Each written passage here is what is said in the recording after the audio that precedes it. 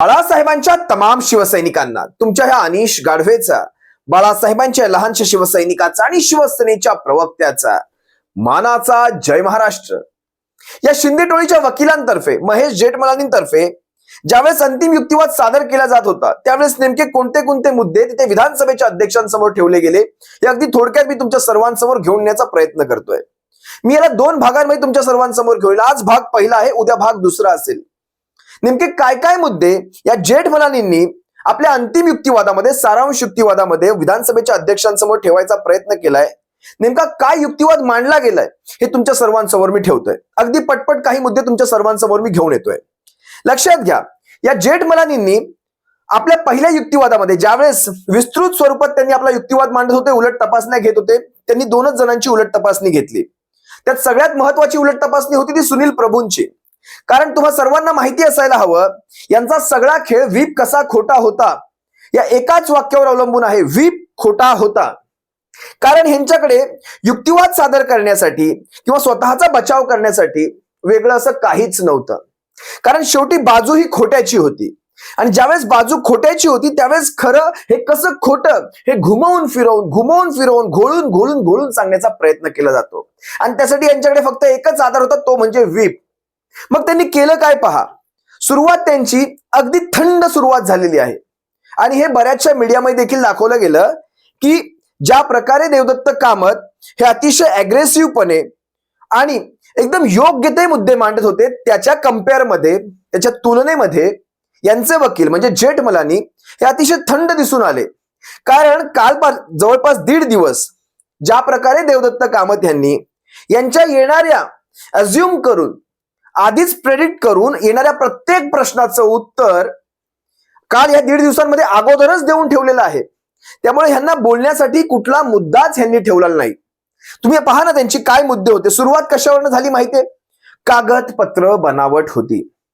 बरं, कागदपत्र बनावट होती, व्हीप बनावट होता. ही ज्यावेळेस अशा प्रकारचे पाणचट मुद्दे त्यांच्यासमोर ठेवले गेले विधानसभेच्या अध्यक्षांसमोर, त्यावेळेस कुठलाही फॉरेन्सिक रिपोर्ट नाही, कुठल्याही यांच्या होणाऱ्या आरोपाला कुठल्याही कागदपत्राने उत्तर नाही किंवा दोघांमध्ये तुलना करणारी कागदपत्र नाही. फक्त मनामध्ये आलंय, तोंडामध्ये शब्द आलेत आणि ते बोलून टाकलेले आहेत. फॉरेन्सिकचा रिपोर्ट लावला नाही, तारखा चुकीच्या दाखवल्या गेल्या नाहीत, वेळेंमध्ये डिफरन्स दाखवला गेला नाही आणि कुठलाही पुरावा रेकॉर्डवर ठेवलाच नाही जेठमलानींनी. फक्त आरोप काय तर कागदपत्रे बनावट, व्हीप बनावट, याच्या पलीकडे जाऊन त्यांनी काहीही सादर केलं नाही. मुळात लक्षात घ्या, त्यांचा सगळ्यात पहिला फोकस कशावर होता माहितीये?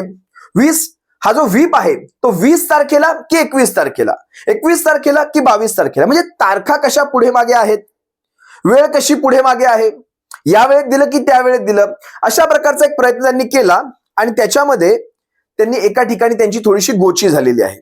आता लक्षात घ्या, विधानसभेच्या अध्यक्षांनी त्यांना काय सांगितलं, एका ठिकाणी येऊन त्यांनी एक प्रश्न केला होता की ज्या वेळेस वर्षा बंगल्यावर बैठक झाली होती, म्हणजे देवदत्त कामतांच्या प्रश्नाला त्यांनीच रिपीट केलं जेठमलानींनी की वर्षा बंगल्यावर अशी कुठली बैठक झालेली नव्हती, आमच्या सगळ्या अशिलांनी ते मान्यच केलेलं नाही. त्यावेळेस स्वतः का कुणास ठाऊक मला माहित नाही विधानसभेच्या अध्यक्षांना काय सिद्ध करायचं होतं, पण विधानसभेचे अध्यक्ष म्हटले की समोरच्या पार्टीकडे तसे पुरावे आहेत, त्यांनी तसे पुरावे सादर केले आहेत. आणि तुम्हाला माहितीये पुरावे काय सादर केले गेले होते?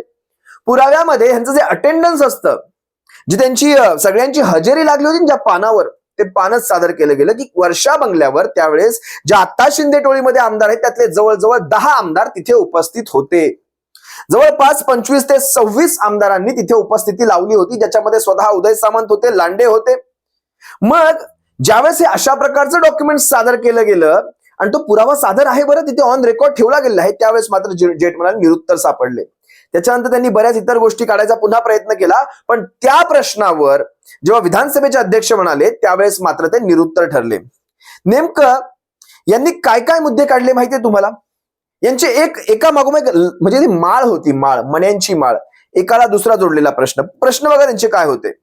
मी सगळे नोंदच करून घेतलेली आहे. व्हीप कधी काढला, व्हीप कोणी काढला, किती वाजता काढला, कोण सोबत होतं, पाठवला कसा, डिलिव्हरी रिपोर्ट आला का, ईमेलवर आला का, व्हॉट्सअप केला का, किंवा 02 चा अर्थ काय, 21 ला केला की 22 ला केला, 20 ला केला की 23 ला केला, कोणाच्या आदेशानंतर काढला, आदेश कसा आला, म्हणजे फोनवर आला, लिहून दिला, समोरासमोर झाला, कसा आला. हे सगळे प्रश्न विचारून व्हीप खोटा ठरवण्याचा प्रयत्न केला जात होता विधानसभेमध्ये. मला एक साधा प्रश्न पडतो शिवसैनिकांनो, आता मुळात व्हीप काढला कधी, दिला कधी, या सगळ्यापेक्षा समोर चाललेलं सगळं प्रकार खोटा दिसतोय. म्हणजे व्हीप चुकीचा आहे म्हणून आम्ही आमची सत्सद विवेक बुद्धी वापरली. लक्षात येते तुम्हाला मला काय सांगायचंय? व्हीप मिळाला नाही किंवा व्हीप चुकीचा आहे किंवा व्हीप देणारा माणूस हा ऑथराइज नाही म्हणून आम्ही आमची सत्सद विवेक बुद्धी वापरली आणि आमची सत्सद विवेक बुद्धी भाजपला मतदान करते असं सांगायचा प्रयत्न केला. म्हणजे हे काय चाललंय? हा पोरखेळ आहे. कारण व्हीप चुकीचा आहे. म्हणजे व्हीप पाळायचा होता. जर व्हीप बरोबर असता, आम्हाला मिळाला असता, आम्ही व्हीप पाळला असता. म्हणजे इथेच स्पष्ट होतं की ह्यांना हे सगळं दुसऱ्या दिशेने वळवायचंय. अरे तुमच्या मोहरक्याने स्वतः विधानसभेत कबूल केलेलं आहे की या सगळ्या खेळाचे जनक हे बाजूला बसलेले अनाजी आहेत. तुमच्या मोहरक्यांनी हे सगळं कबूल केलेलं आहे की यांच्यामुळे हा सगळा खेळ झाला. आम्ही रात्री रात्री लपून लपून बैठका करत होतो. हा संजय नाही तर तो संजय पाडायचा होता. म्हणजे पाडायचं होतं हे तुमच्यामध्ये ठरलं होतं. मग हे सगळं हे माझे वैयक्तिक मुद्दे आहेत. हे काही त्या आजच्या काम करायचा भाग नाही. पण मी तुम्हाला एक संदर्भ आला म्हणून सांगतोय. तुम्ही विचार करा, शेवटी व्हीप बरोबर नाही म्हणजे व्हीप बरोबर नाही किंवा व्हीप चुकीचा म्हणून तुम्ही सत्सद विवेक बुद्धी वापरणार असाल, म्हणजे तुम्ही शेण खाणार असाल. ह्या शेण खाण्याची परमिशन, मनुष्याचा शेण खाण्याची परमिशन तुम्हाला कोणी दिली? बरोबर. आता गाई म्हशीचं शेण सोडा, मी मनुष्याचं शेण म्हणेन. मनुष्याचं शेण खाणं हे कितपत योग्य, हा माझा पहिला प्रश्न आहे. याच्यातून नेमकं सिद्ध काय करायचंय आपल्याला? व्हीप मिळाला नाही म्हणून सत्सद विवेक बुद्धी, यांची सत्सद विवेक बुद्धी फक्त भाजपाला मतदान करा हेच कसं काय बरं सांगून गेली? अगदी बरोबर मोजून मापून भाजपला मतदान करायचं विधानसभेच्या अध्यक्षांच्या निवडीमध्ये. आणि त्यानंतर मग दुसरा आदेश कसा? सरकार स्थापनेमध्ये देखील भाजपाच्या सोबतच्या सरकारला मतदान करायचं. हे यांची सत्सद विवेक बुद्धी सांगते. वर्षावर जी बैठक झाली त्याबद्दल मी तुम्हाला सांगितलं. स्वतः विधानसभेच्या अध्यक्षांनी ती गोष्ट खोडून काढली. त्यावेळेस मात्र हे निरुत्तर ठरले, एकदम निरुत्तर. ते पुन्हा त्याच्यानंतर त्यांनी काय केलं, पुन्हा ती चर्चा वळवण्याचा प्रयत्न केला. ज्यावेळेस विधानसभेच्या अध्यक्षांनी हा विषय काढल्यानंतर पुन्हा व्हीपवर आले की व्हीप बेकायदेशीर आहे, वेळेत मिळाला नाही, योग्य पद्धतीने दिला गेलेला नाही आणि त्यावर सुनील प्रभू यांनी ठोस उत्तरे दिलेली नाहीत. हे अशा प्रकारचं एक घुमजाव वातावरण असतं ना, घुमजाव. तो विषय कसा त्यावेळेस मारून न्यायचा, अगदी तो प्रयत्न इथे झालेला आहे. त्यांनी कशा प्रकारे लेटर हेडचा दुरुपयोग केला हेच सांगण्यासाठी असा एक निरर्थक काहीतरी विषय काढले. यांना का कोणास ठाऊक 1.5 दिवस पण यांना दिलाय तो जास्तच दिला आहे. कारण 1.5 दिवस खेचण्यासारखे मुद्देच ह्यांच्याकडे नाहीयेत. त्यामुळे कशा बसा करून हा 1.5 दिवस खेचायचा असंच मला काहीसं वाटतंय. कारण लक्षात घ्या, 1.5 दिवसात एवढा तुम्हाला टिकण्या इतपत तुमच्याकडे काय मुद्दे आहेत हे असे लेटर हेडचा दुरुपयोग केला. असाच एक आरोप तुम्हाला आठवायला हवं त्यांनी आधीही केला होता. ज्यावेळेस आपण एसबीआय बँकेमध्ये शिवसेनेच्या त्या धनराशींच्या बाबतीत आपण ते एसबीआयला लेटर दिलं होतं की ते वळते करावेत, त्यावेळेस पण लेटर हेडचा दुरुपयोग झाला. अरे पण त्याच्यावर सही, अधिकृत सही ही शिवसेनेच्या सचिवांचीच असते, मग दुरुपयोग कसला? शेवटी ठीक आहे. त्यानंतर आणखी एक त्यांनी प्रयत्न केला आणि इथे ते पुन्हा फसले. जेठमलानींचं मला माहित नाही नेमकं त्यांच्याकडे चाललंय काय. एवढ्या मी ऐकलंय, अनुभवी वकील आहे. यांनी काय सांगितलं माहितीये विधानसभेमध्ये? रवींद्र वायकर आलेच नाही त्यामुळे आम्हाला, कारण रवींद्र वायकर हे पहिले आमदार होते ज्यांनी यांच्या विरोधात म्हणजे एकनाथ शिंदेच्या विरोधात अविश्वास ठराव ज्यावेळेस आणला होता त्यावेळेस त्यांना त्यांच्या अविश्वास म्हणण्यापेक्षा माफ करा हकालपट्टीचा ठराव आणला होता. त्या हकालपट्टीचा ठराव यांनी आणला होता, यांनी त्याचं अनुमोदन केलं होतं. त्यामुळे रवींद्र वायकरांनी यायला हवं होतं, पण रवींद्र वायकर काही आलेले नाहीत. आता ह्या जेठमलानींना कोणी सांगावं की तुम्हाला सुनील प्रभूंमधून फुरसत मिळालेली नाही. सुनील प्रभूंमध्येच तुमचे 8 दिवस गेले. तुम्ही काय रवींद्र वायकरांना बोलवणार? आणि जर तोच न्याय लावायचा झाला तर शिवसेनेच्या सरकारवर अविश्वास प्रस्ताव आणणारे बच्चू कडू होते. बरोबर. इकडे रवींद्र वायकर आले नाहीत म्हणून तुम्ही तिकडे बच्चू कडू गायब केलेत. शेवटी झालं ना, बॅलन्स झालं.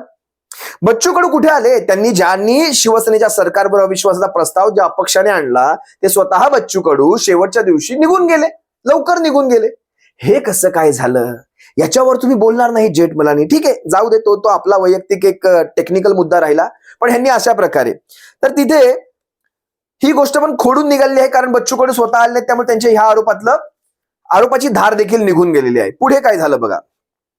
तुम्ही मिलिंद नार्वेकर, जेठमलानी काय म्हणताय, तुम्ही मिलिंद नार्वेकर आणि रवींद्र फाटक यांना समजवण्यासाठी पाठवले, पण त्याच वेळेत व्हीप पण काढलात. हे तुम्हाला चुकीचं वाटत नाही का? म्हणजे रवींद्र नार्वेकर आणि मिलिंद नार्वेकर आणि रवी फाटक हे ज्यावेळेस गेले होते सुरतला, तुम्हाला माहिती असेल तो प्रसंग, तुम्हाला आजही आठवत असेल. कालांतराने ते रवींद्र फाटक देखील तिकडचेच झाले. पण तुम्ही म्हणता तुम्ही व्हीप देखील काढला. ज्यावेळेस आपल्याला कळतंय की ही माणसं ही झोपलेली नाहीयेत. बघा, मला काय सुचवायचंय, म्हणी 100 ओळींचा अर्थ एका वाक्यात सांगतात. ही माणसं झोपलेली नाहीत, ही माणसं झोपेचं सोंग घेतलेली आहेत. आपण कितीही जागा करायचा प्रयत्न केला तर ती जागी होणार नाही, कारण सोंग घेतलेलं आहे. यांना तुम्ही खेचून आणायचा कितीही प्रयत्न कराल, ज्यावेळेस नाराजी असते ना, नाराजी, ती नाराजी तुम्हाला दूर करता येते. पण समोरचा हा बेवफा सनम झालेला आहे, समोरचा बेवफा सनम झालेला आहे, त्याला तुम्ही आणू शकत नाही. कारण एकदा का ती, मी खूप वेळा सांगितलंय, एकदा का ती बेवफाई तुमच्या हृदयात आली ना, तुम्ही कितीही प्रयत्न करा, ती बेवफाई जात नाही. आज नाही तर उद्या ती बेवफाई बाहेर येतेच येते. सनम तुमची बेवफा झालेली आहे. त्यामुळे या अशा माणसांना जाग करण्यासाठी अंगावर उकळतं पाणी टाकावंच लागतं. त्यामुळे यांच्या अंगावर जर उकळतं पाणी म्हणजे व्हीप टाकला तर बिघडलं काय? कारण व्हीप ही अशी गोष्ट आहे ती तुम्हाला पक्षादेश देते, आदेश देते, या नाहीतर कारवाईस पात्र. तुम्हाला असे समजवण्याचे प्रकाराचे, तुम्ही बाहेर गेला होतात, तुमच्या दोन्ही कानांच्या असे मधोमध अशी कमळं लागलेली होती. ती नाही, कानामध्ये माणसं पेन ठेवतात, बिड्या ठेवतात, तशी यांच्या कानामध्ये कमळं दिसू लागली होती.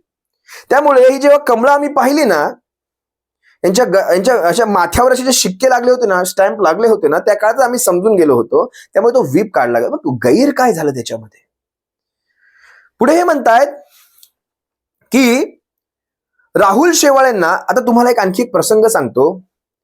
राहुल शेवाळेंना ज्यावेळेस घेरलं गेलं होतं देवदत्त कामत यांच्याकडनं, की तुमचं ट्विट आहे आदित्य साहेबांचं, तुम्ही अभिनंदन करताय की तुम्ही निवडून आलात ऍज अ शिवसेना नेते म्हणून. मग तुम्ही ते ट्विट, याचा अर्थ असा की बैठक झालेली आहे, प्रतिनिधी सभा झालेली आहे, प्रतिनिधी सभेमध्ये ठरलं गेलेलं आहे की एकनाथ शिंदे, आदित्य साहेब ठाकरे शिवसेना नेते म्हणून घोषित आहे.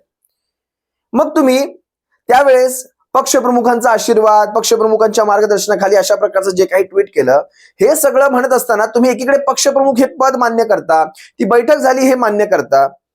मग त्याच वेळेत लगेचच दुसऱ्या दिवशी ज्यांची सुनावणी होती त्यांनी लागलीच आपले स्टेटमेंट बदलले होते.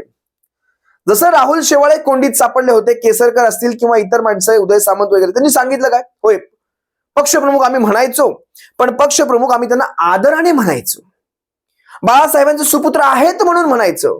काय तो युक्तिवाद, किती तो पानचट युक्तिवाद. म्हणजे तुम्ही एखाद्याला फक्त ते बाळासाहेबांचे सुपुत्र आहेत म्हणून पक्षप्रमुख म्हणता, आणि त्याच प्रकारची नोंदणीसाठी तुम्ही इलेक्शन कमिशन ऑफ इंडियामध्ये ज्यावेळेस ते आपले लेटर्स जातात, एक्नॉलेजमेंट जातात, त्या सगळ्यावर तुमच्या सह्या असतात.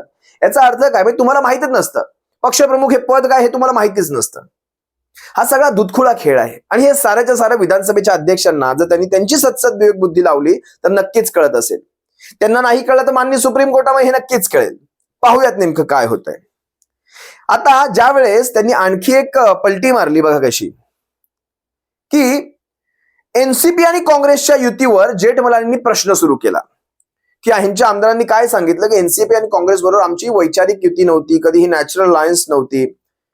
त्यामुळे ह्या सगळ्याचा एक त्यांचा उठावाचा हा एक धागा आहे, आणि ह्यांना कधी मुख्यमंत्री व्हायचं नव्हतं, फक्त हा एक उठाव करायचा होता, पक्षांतर्गत हा उठाव होता. याचं कुठेही एक अंतिम ध्येय मुख्यमंत्री पद घेणे असं नव्हतं. त्यावर स्वतः जेठमलानींचा कॉन्फिडन्स अतिशय लो वाटला, कारण त्यांना माहितीये की देवदत्त कामत यांनी आधीच क्लिअर करून ठेवले आहेत सगळ्यांच्या प्रश्नांची उत्तरं, की जर तेव्हा तुम्हाला एनसीपी गोड नव्हती, मग आता ज्यांच्या सोबत एनसीपी सोबत बसलाय तो कुठला वैचारिक तुमचा घरोबा झाला, किंवा तुम्ही एकमेकांच्या सोबत कुठल्या तत्वांवर, कुठल्या विचारांवर, कुठल्या मिनिमम कॉमन प्रोग्रामवर तुम्ही एकत्र आलात, याच्याबद्दल कुठलंही उत्तर नाही ना. मग आज तुम्ही तडजोडी कशासाठी केल्यात? तर मुख्यमंत्री पदासाठी केल्यात. मग तेच जर असेल, मग त्यावेळेस पक्षप्रमुखांकडे थेट आदेश असताना, युत्या आघाड्यांचे प्री पोस्ट इलेक्शन युत्या आघाड्यांचे थेट आदेश पक्षप्रमुखांकडे शिवसेनेच्या घटनेने दिलेले असताना तुम्ही तेव्हा आक्षेप कसा काय घेऊ शकता? हा आक्षेप खोडला गेलेला आहे. त्यामुळे ह्या आक्षेपात विशेष जाण नाही हे जेठमलानी आधीच ओळखून गेले होते. त्यामुळे त्यांचं तोंड हे सांगताना पडलेलं होतं. आणखी तुम्हाला काही यांचे मुद्दे सांगतो. हा मुद्दा खोडला गेलेला आहे. मुळात यांचा प्रवास तत्वांसाठी किंवा विचारांसाठी, हिंदुत्वासाठी झालेलाच नाही. हा जो सगळा प्रवास आहे ना, हा नगर विकास मंत्री ते महाराष्ट्र राज्याचे मुख्यमंत्री ह्या प्रवासासाठी किंवा ह्या पदापासून ह्या पदापर्यंतचा हा सारा गद्दारीचा प्रवास आहे. त्यामुळे तत्व, विचार, हिंदुत्वाची धारा सगळं सगळं केराच्या टोपलीत घाला. इतकं स्पष्ट आहे हे माझं मत मी तुम्हाला सांगतोय. हा काही त्या कामकाजाचा भाग नव्हता. आणि आपण सर्वांनी पाहिलं, शेवटी माणसाची लालसा आहे. या माणसामध्ये एक लालसा उत्पन्न झाली होती. ज्या माणसाच्या खिशात राजीनामे असायचे की साहेब मला आदेश द्या, साहेब माझे राजीनामे तुमच्या पायाजवळ ठेवतो, कारण ह्या भाजपाने आम्हाला काम करून देत नाही, आम्हाला त्रास द्यायचा कार्यक्रम चालू आहे. आठवत असेल तुम्हाला हेही प्रसंग. आम्ही परत भाजपासोबत. मग आता तुम्ही विचार करा, ज्या वेळेस उदय सामंतांना प्रश्न विचारला होता की तुम्हाला 2.5 वर्ष मुख्यमंत्रीपद गोड लागलं होतं का, तर म्हणतात नाही, आम्हाला असं आश्वासन दिलं होतं की 2.5 वर्षामध्ये म्हणण्यापेक्षा की आम्हाला लवकरच आपण पुन्हा भाजप बरोबर जाणार आहोत, ही तात्पुरती तडजोड आहे, म्हणून सध्या तुम्ही मंत्रीपद घ्या. अशा प्रकारचा एक खोटा प्रोपोगेंडा राबवला गेला. हे खोटं आहे, स्पष्ट आहे.